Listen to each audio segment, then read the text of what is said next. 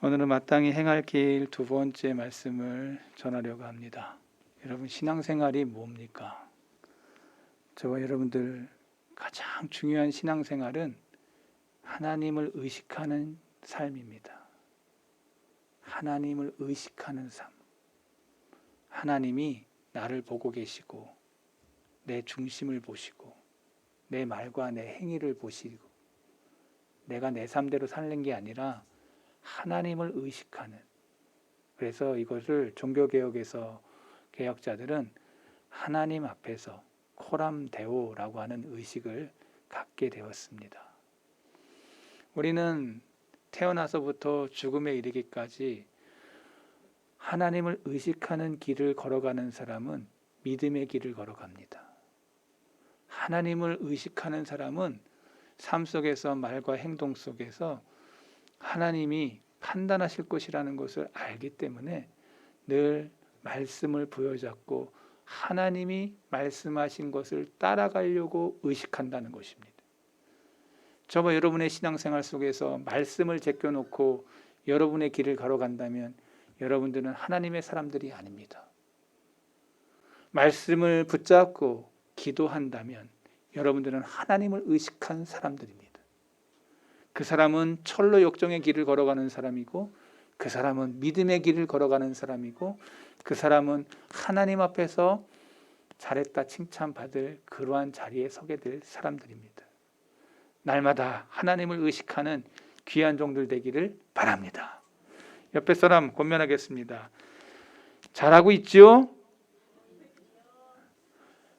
예, 우리가 정신을 바짝 차려야 됩니다.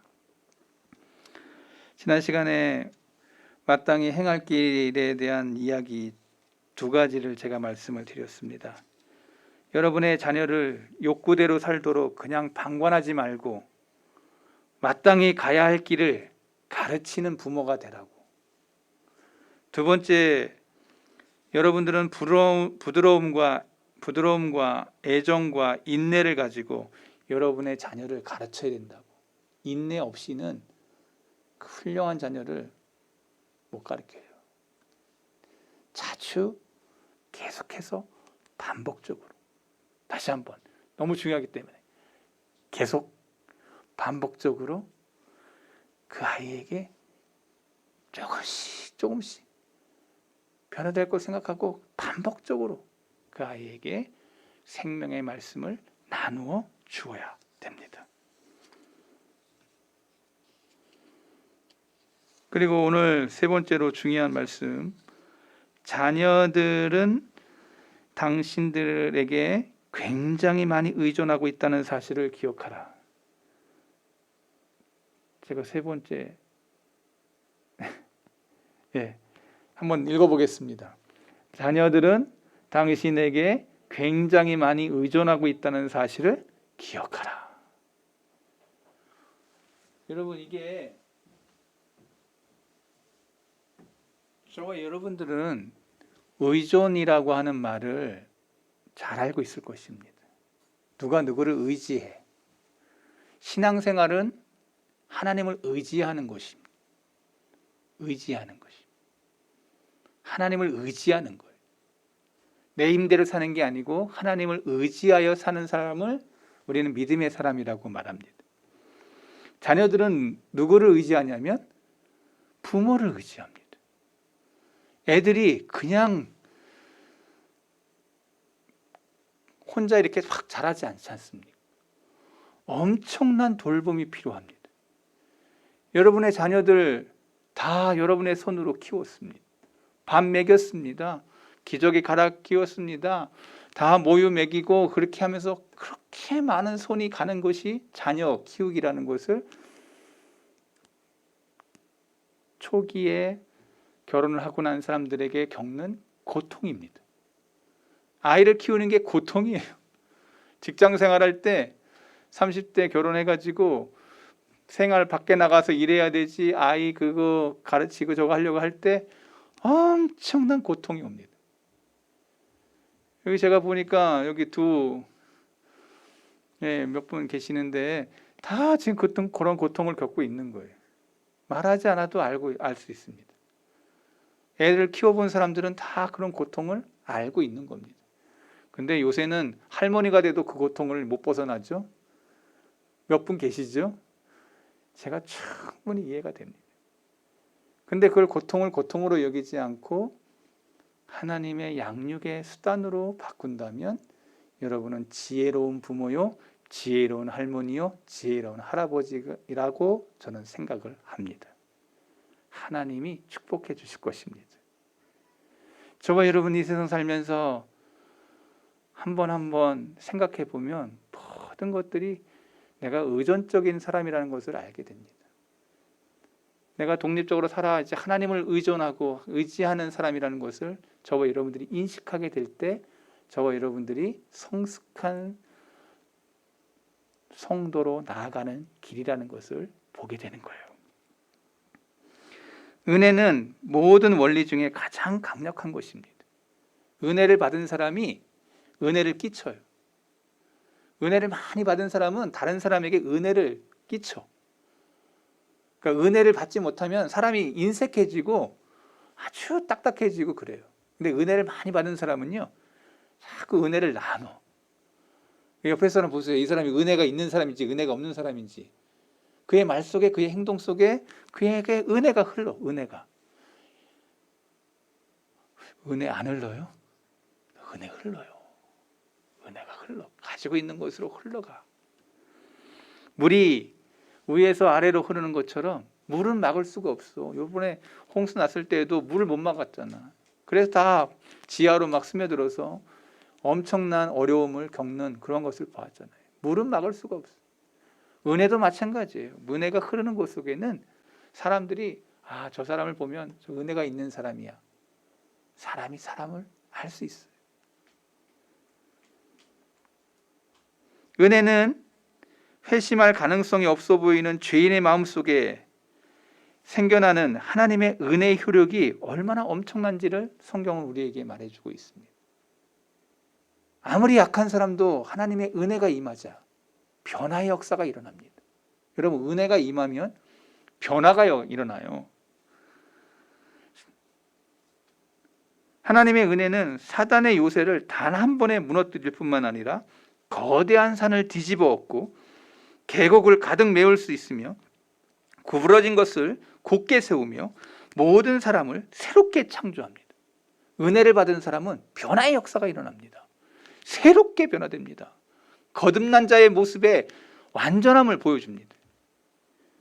그래서 살인하고 막 그렇게 했던 사람이 교도소에서 예수님 만나고 변화된 사람들이 그렇게 많습니다. 성경책 읽다가. 왜 변화됐느냐? 사람이 사람을 변화시킬 수 없습니다. 그런데 하나님의 은혜가 그 사람을 뒤집어 놓은 거예요. 그 사람을 감격하게 한 겁니다. 그 사람의 속사람을 뒤집어 엎은 것입니다. 하나님의 말씀이 그의 심령 속에 꽂히자 그의 심령이 변화되는 것입니다. 그래서 은혜 받았다는 것은 무엇이냐? 변화받았다는 얘기예요. 저와 여러분이 예수님 만나고 은혜를 받았다면 여러분의 삶 속에 늘 변화의 역사가 일어날 것입니다. 그래서 하나님의 은혜로 할 수 없는 일은 이 세상에 아무것도 없어요. 하나님의 은혜가 있으면 다 변화돼. 좋은 쪽으로. 그리고 인간의 본성 또한 강력합니다. 우리의 본성, 죄의 본성이 얼마나 강력한지 성경은 말해줍니다. 인간의 본성은 하나님의 왕국의 일이라면 무엇이든지 반발합니다. 거룩하게 되고자 하는 모든 시도를 방해합니다. 죄의 본성은 우리 아담 이후로 태어난 모든 사람의 죄의 씨앗이 우리의 본성에 자리 잡고 있어서 하나님의 거룩을 싫어해요. 강력하게 반대해요. 그러나 하나님의 은혜와 인간의 본성에 비견할 만한 것으로 또 하나 제가 말하고 싶은 것이 있습니다. 교육이라는 것입니다. 교육만큼 강력한 게 없어요. 이 세상에 하나님의 은혜, 우리의 죄의 본성, 또 제가 또 하나 여러분에게 강력하게 얘기하고 싶은 교육. 교육과 연계된 어린 시절의 이 습관이야말로 이 세상에서 지극히 중요한 것이라는 거죠. 현재 나는 교육을 통해서 존재할 뿐만 아니라 우리의 인격 또한 어린 시절에 배워온 얻은 성품을 형성된 거예요. 교육에 의해서 형성된 저와 여러분의 인격이. 우리는 우리 자신을 키워준 사람들에게 상당히 많이 의존하면서 부모님의 그 모든 것들을 내가 답습하면서 내가 지금 나이가 된 거예요. 많건적건 우리의 모든 생애에 걸쳐서 우리는 우리 자신을 키워준 모든 사람들로부터 지금의 취미와 태도와 편견까지도 배워서 획득한 것이에요. 이건 부인할 수 없어요. 어떤 아버지, 어떤 어머니를 만났느냐에 따라서 여러분들이 그것을 나쁘건 좋건 취사 선택하면서 여러분이 그것을 여러분의 인격으로, 지금 여러분의 심성으로 받아들였고 그것이 지금 저와 여러분이 자리에 서 있는 그 여러분의 모습인 거예요. 우리는 어머니가 말하는 것을 듣고 언어로 어머니의 언어를 배우기 시작합니다. 여러분 모유 이렇게 먹이면서 아이하고 대화해요. 부모가. 언어는 누구를 통해서 배우냐면 어머니를 통해서 배웁니다. 언어학자들이 다 얘기하는 거죠. 동시에 부모의 태도와 생활 방식과 정신을 그대로 쫓아 배우는 아이들이 그렇게 배워요. 우리가 가지고 있는 수많은 것들은 바로 어린 시절에 우리의 주변에 있었던 사람들에 의해서 뿌려진 씨앗이라는 것을 알 수 있습니다. 부모, 내가 어릴 때부터 부모가 말한 것들이 내 가슴에 새겨져. 친구 관계, 학교 생활, 그리고 군대 생활, 뭐 여러 가지 남자든 여자든 자기가 속해져 있는 그 속에서 씨앗이 내 안에 뿌려져서 내 지금 인격이 된 거예요. 시간이 흐르면 우리가 얼마나 많은 부분에 있어서 어린 시절의 인상과 교육에 의해서 영향을 받았는지를 알게 돼요. 그래서 유명한 교육가, 철학가였던 존 로크가 이런 말을 했어요. 우리가 만나는 사람들 중 10명에서 9명은 좋건 나쁘건 유용하건 유용하지 않건 간에 교육에 의하여 현재 그들이 되었다. 교육에 의하여 내가 지금 이렇게 됐다. 저와 여러분들 그냥 된 게 아니고 여러분들의 부모나 여러분의 주위에 있는 모든 사람들에 의해서 여러분이 지금 이 자리에 있도록 교육이 여러분들을 여러분 되게 한 거예요. 이러한 모든 것은 바로 하나님의 자비로운 준비에 한 사람 한 사람을 향한 하나님의 계획 속에서 여러분들이 지금 서 있다는 것을 말하고 있어요. 이 환경과 이 모든 여건이 다 하나님에 의해 주어진 거예요. 이걸 부정할 수 없어. 여러분, 제가 지금 여러분의 그 신존재 증명을 하는 것처럼 여러분의 존재 증명을 하는 거예요. 어떤 사람은 부유한 집안에 태어나고 어떤 사람은 가난한 집안에 태어나고 이건 내가 할 수 있는 게 아니야. 그래 안 그래요? 선택은 내가 한 게 아니야. 주어진 거예요. 주어진 거예요. 한번 따라해 보겠습니다. 주어진 삶. 하나님이 나에게 이 가정에 이 부모에 그렇게 태어나 나로 하여금 주어진 삶 속에서 내가 지금 많은 교육을 통해서 내가 지금 이 자리에 서게 됐어. 제가 왜 이렇게 얘기하냐면 여러분이 지금 부모로서 아이들에게 어떤 환경의 씨앗을 아이에게 줄 것인가에 대한 내가 이전에 성경적이지 않고 비기독교적이고 그러한 삶 속에 살더라 하더라도 깨달아 주님의 은혜로 이 자리에 왔다면 이제 내 자녀들에게는 새로운 하나님이 주신 말씀의 토대 위에 그리고 성경적인 그러한 것으로 아이에게 영향을 줄 수 있는 그 자리에 저와 여러분이 서 있다는 것을 제가 말씀드리기를 원해서 지금 이 말씀을 드리는 거예요. 아, 목사의 의도가 있구나. 여러분 제 설교에 그것을 깨달은다면 저와 여러분이 조금 더 믿음의 그 길로 나아가는 그러한 각도를 맞춘다고 저는 생각을 합니다. 하나님은 습기를 빨아들이는 진흙과 같이 여러분의 자녀들이 외부로부터 받는 그 인상을 받아들일 수 있는 정신을 하나님이 베풀어 주셨어요. 하나님은 이제 인생을 시작하는 시점에 있는 자녀들이 부모의 말을 전적으로 믿는다는 태도를 여러분이 꼭 기억하셔야 돼요. 아이들은 전적으로 부모에 의존하게 돼 있고 부모의 말을 따르려고 해요. 자녀들이 부모의 충고를 당연히 받아들이고 이방인의 말보다 부모의 말을 신뢰하는 것들을 여러분들이 아실 거예요.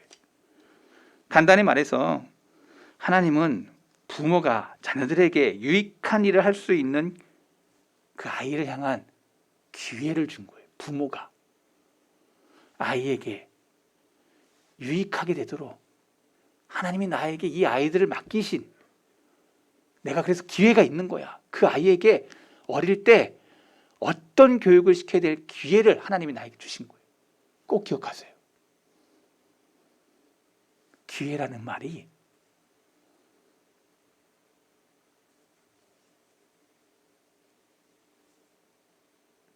로마의 그 신화에 기회의 여신이 있는데 앞에 뿔이 있고 뒤에는 빡빡이야. 기회가 딱 올 때 그거를 딱 잡은 사람은, 뿔을 잡은 사람은 기회를 타서 크게 승리하지만 기회를 딱 사라지고 난 다음에 머리를 만지면 빡빡이라서 잡을 수가 없어. 기회가 나에게 주어졌는데 그거를 놓치는 부모가 있고, 기회가 왔을 때 그 아이에게 있어야 될 가장 좋은 시기와 적절한 시기에 하나님의 말씀으로 가르치는 부모가 있더라는 거예요. 교육은 기회의 시간이에요. 이러한 기회를 게으르게 하거나 무시하거나 내버려 두지 않도록 저와 여러분들이 깨어 있어야 돼요. 성경은 말씀합니다. 깨어 있으라고. 그래서 그 깨어 있음이 지혜라고 성경은 말하고 있습니다. 한번 그 기회를 놓치게 되면 영원히 사라져 버리는 것이라고. 몇몇 사람들이 현혹하고 있는 참된 것에서 멀어지는 자들의 말들을 여러분 제가 여러 가지로 제가 지금부터 얘기하겠습니다. 잘 들어보세요. 예를 들어 이런 거예요.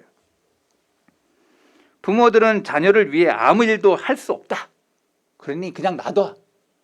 그냥 마음대로 키워도 된다. 이런 식의 교육가들이 있습니다. 자녀들을 홀로 내버려 둬야 된다.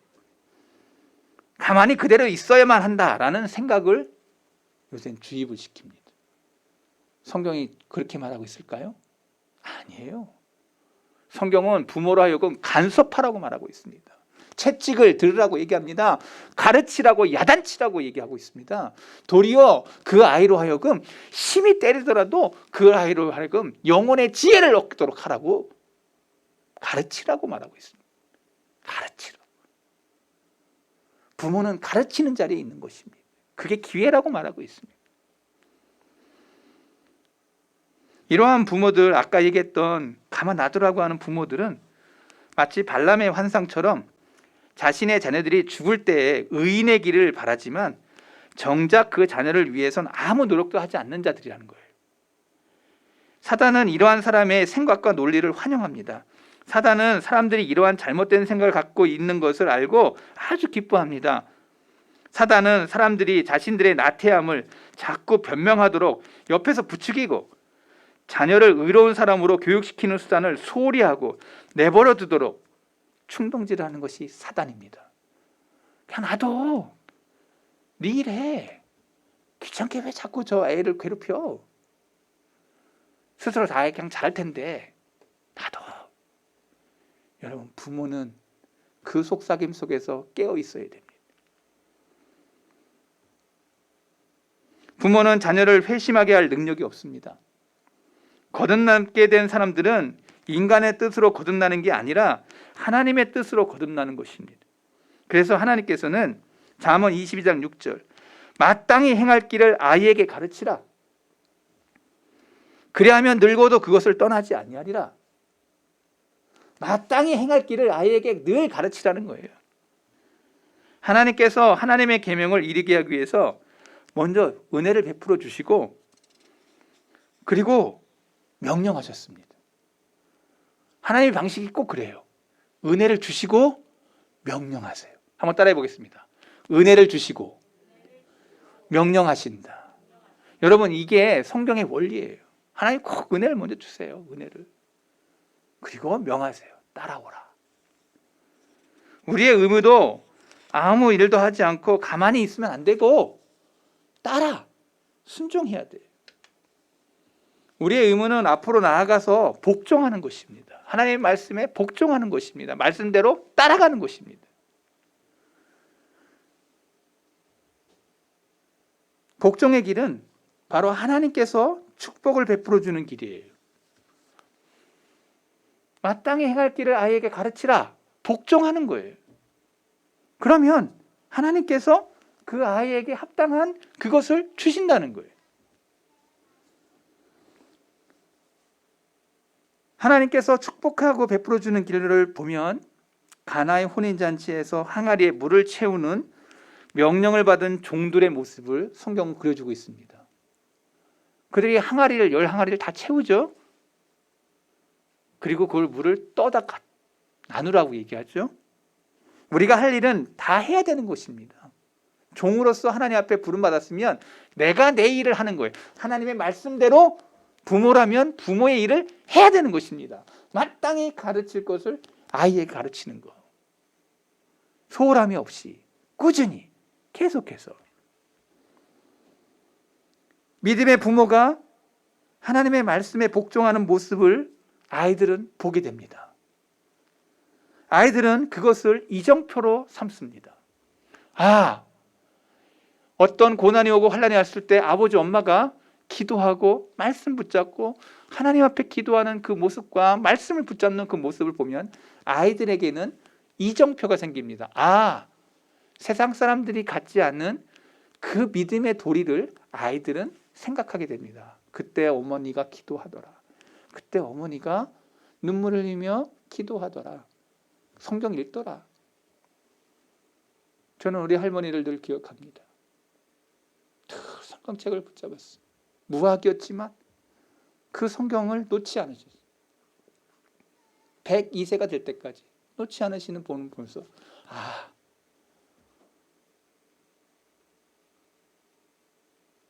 그분 속에 지혜로움이 있음을 제가 알았어요. 놓치지 않고 있었어요. 목사이지만 나는 우리 할머니에 비해 너무나도 많이 노력을 안 하고 있구나 하는 걸 느끼게 됐어요. 이정표가 남는 거예요. 이정표. 여러분, 부모가 자녀에게 이정표를 남길 수 있다면 그 부모는 성공한 부모입니다.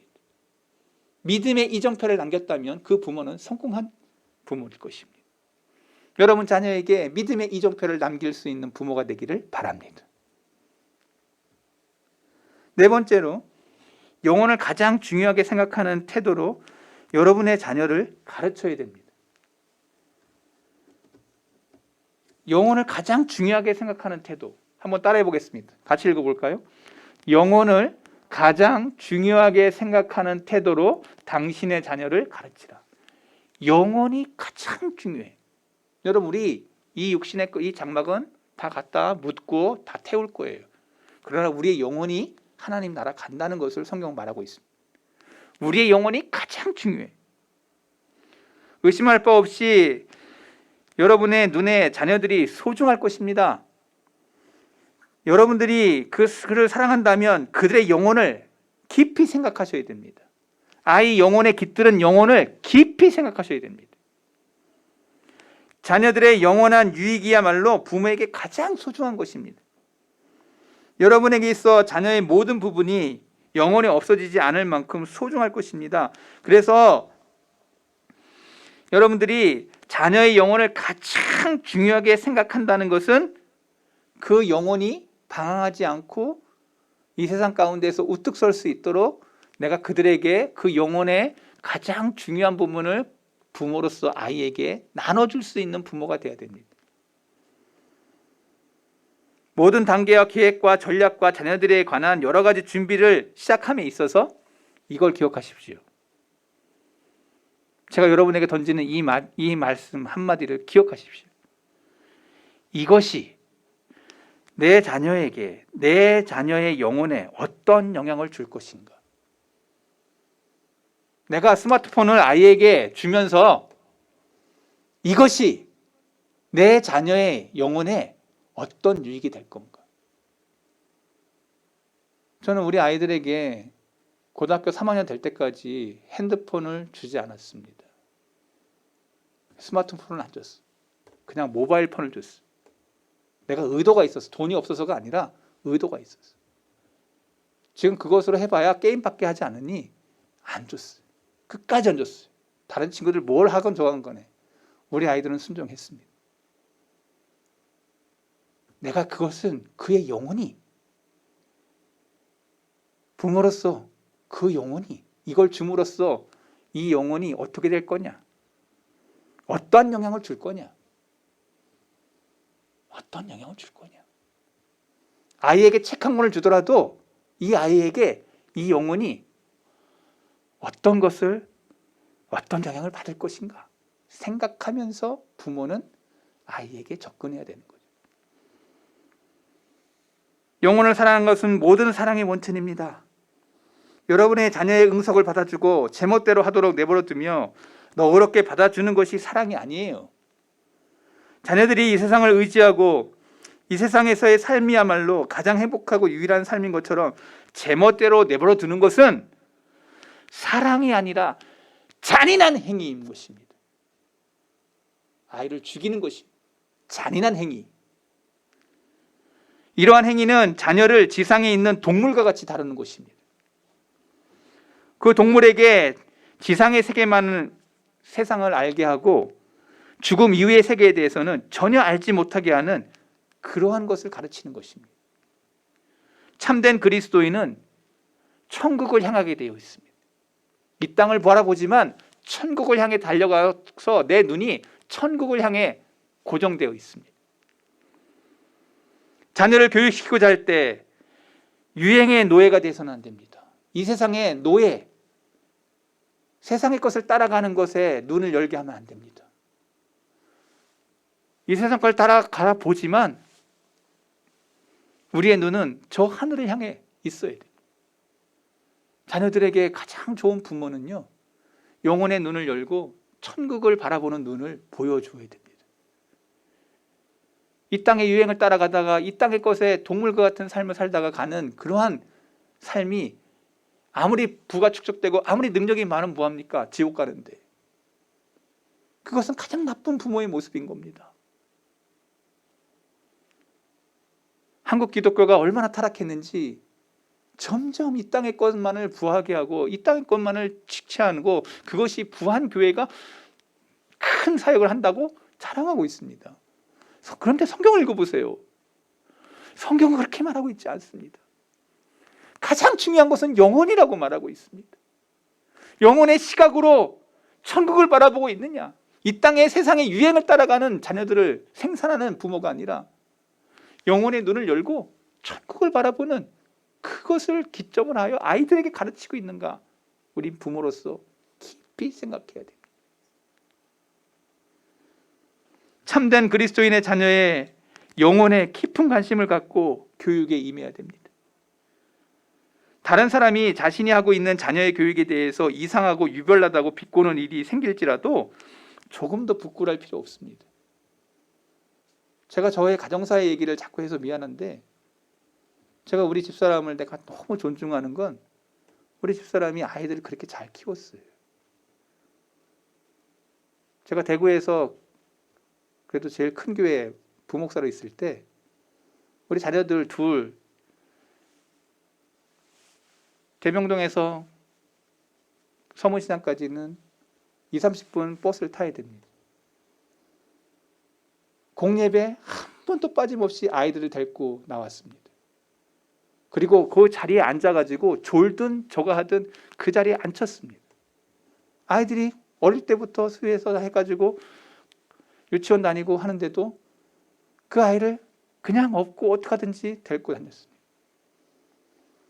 옆에 있던 다른 사모님들, 부목사들, 사모님들 다 옆에 살지만 애들 밖에 날다 예배 시간마다 밖에 놀아라 이렇게 하지 아니하고 우리 애들 계속 그렇게 예배 시간에 나오니까 다른 사모님들이 바뀌어졌습니다. 다 나와. 저 사모님이 하는 게 맞다는 거지. 자기들이 서로 수근거리도 하든 말하든. 아이의 영혼에 가장 중요한 게 예배 시간이다. 말과 행동으로 보여주게 한 것입니다. 우리들 뒤에 처음에는 투근수근거렸습니다. 왜 저렇게 하냐고. 목사이자니까 저렇게 하는 건가? 아니요. 저와 우리 집사람의 생각은 영혼의 눈이 어린아이일 때 은혜를 받으면 더 크게 하나님 앞에 은혜 받는다는 것을 저는 알았기에 저는 그것을 우리 집사람도 동의하고 그렇게 한 것입니다. 매 예배 시간마다 참석을 시켰습니다. 졸건 얻고 가건 하나님이 키우시더라는 거죠. 이 세상의 유행은 곧 사라질 것입니다.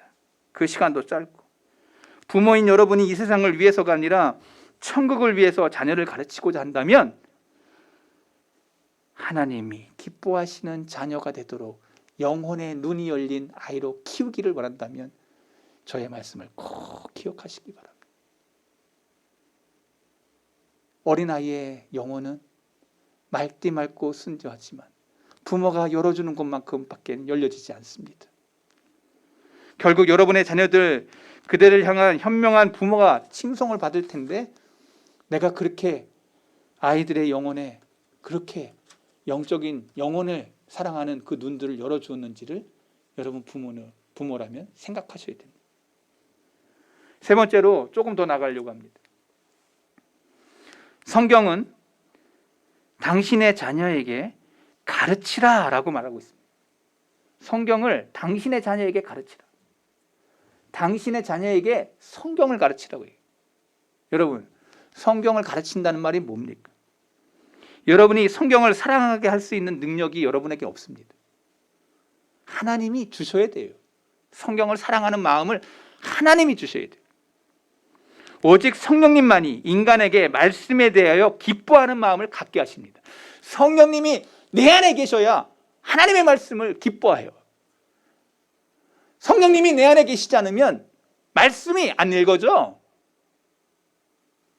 성령님이 내 안에 계신 사람은 말씀을 사랑하게 돼요. 존중하게 돼요. 말씀을 사랑할 뿐만 아니라 따라가게 돼요. 말씀의 인도를 받아요. 여러분의 자녀들이 성경에 친근하도록 도와줄 수 있어야 돼요. 말씀에 대해 기뻐하도록, 말씀 앞에 순복하도록 여러분들이 자녀들에게 힘을 쓰셔야 돼요. 당신의 자녀들이 성경에 친근하는 것은 언제나 빠르지 않으며 쉬운 것만도 아니라는 것을 여러분 느낍니다. 근데요, 지금 세상 보세요. 성경을 다 제껴놓고 세상 교육만 가르치는 부모들이 교회 안에 얼마나 많은지 몰라요. 하나님의 말씀이 우선이 아니야. 1번이 아니야. 세상의 지식이 1번인 거야. 그 자식이 커서 세상의 인본주의적 거친 크리스찬처럼 보이지만 안에는 세상 사람인 교인들이 얼마나 많습니까? 그게 한국 기독교예요. 저는 우리 성도계 교우들 한 사람이라도 유사 그리스도인이 되지 않기를 바랍니다. 진짜 성경 말씀을 앞세우는 교인들이 되기를 바랍니다. 진짜 말씀 앞에 순복하는 종들이 되기를 바랍니다. 말씀의 우선순위가 바뀌지 않는 그런 교인이 되기를 바랍니다. 성경에 대한 철저한 지식은 분명한 신앙의 관점을 갖게 하는 샘물입니다. 샘물이 올라와 마르지 않는 샘물. 성경이 튼튼해 뿌리 내리는 그리스도인은 어떠한 이단 교리가 들어와도 말씀으로 이깁니다. 말씀을 가진 사람은 어떠한 이단도 이겨낼 수 있습니다. 부모는 성경에 대한 철저한 지식에 대해 세심하게 숙고하며 아이를 가르쳐야 합니다. 사단은 주변에서 항상 때를 기다리면서 언제나 우리로 하여금 그것을 못하도록 방해합니다. 여러분의 자녀들을 진정으로 사랑한다면 자녀의 영혼을 가르치는 데 있어서 성경을 가장 중요한 것으로 존중하셔야 됩니다. 여러분, 다윗 왕의 말을 들어보세요. 다윗 왕의 말을 들어보세요. 시편 138편. 다윗이 어떻게 말하는지 들어보세요. 읽어볼까요? 내가 주의 성전을 향하여 예배하며 주의 인자하심과 성실하심으로 말미암아 주의 이름에 감사하오리니 이제부터 중요한 말 나와요. 이는 주께서 주의 말씀을 주의 모든 이름보다 높게 하셨습니다. 주의 말씀을 주의 모든 이름보다 높게 하셨다.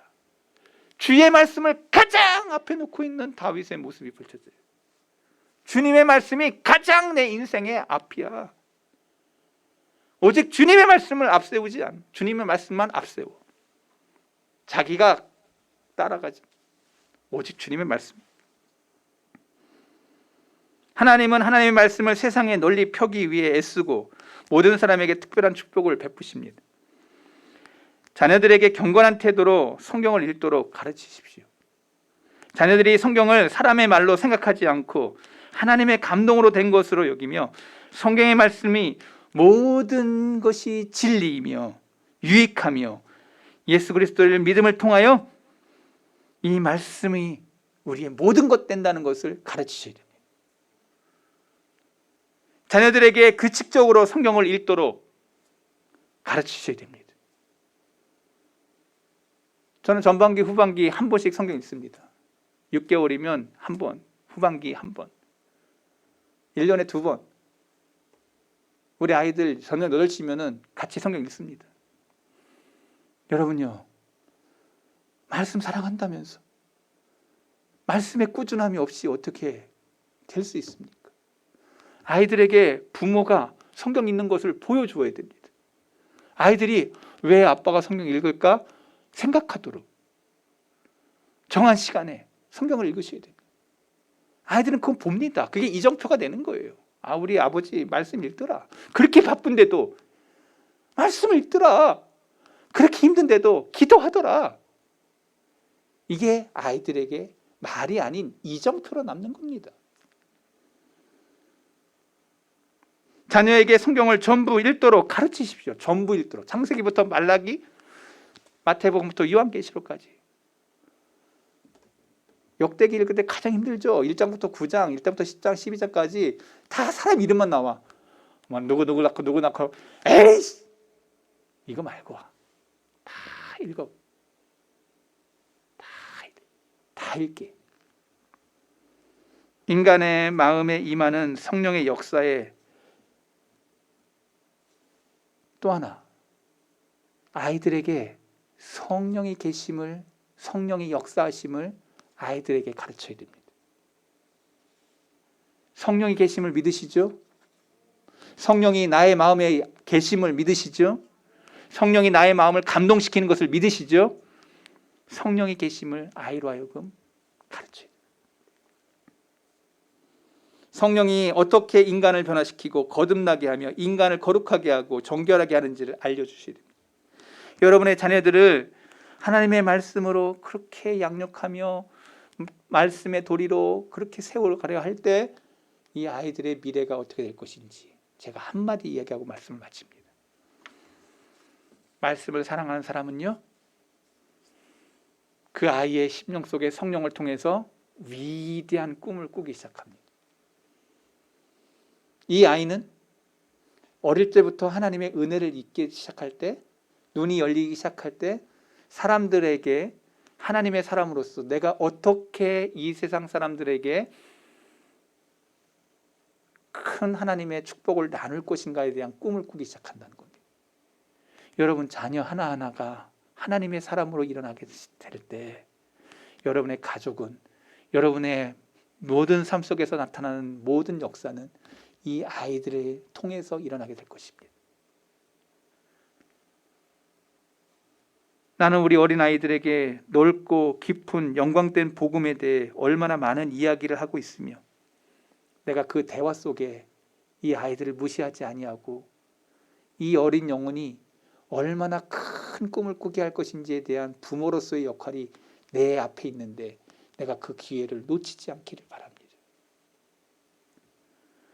아이들의 정신을 성경으로 가득하게 하십시오. 아이들의 영혼을 말씀으로 채우십시오. 하나님께서 그 아이를 이끄실 것입니다. 하나님께서 그 영혼을 이끄심으로 그 사람을 통하여 하나님의 위대한 꿈을 이루는 하나님의 사람들로 여러분의 자녀들을 세우실 것입니다. 기도하겠습니다. 거룩하신 하나님 아버지,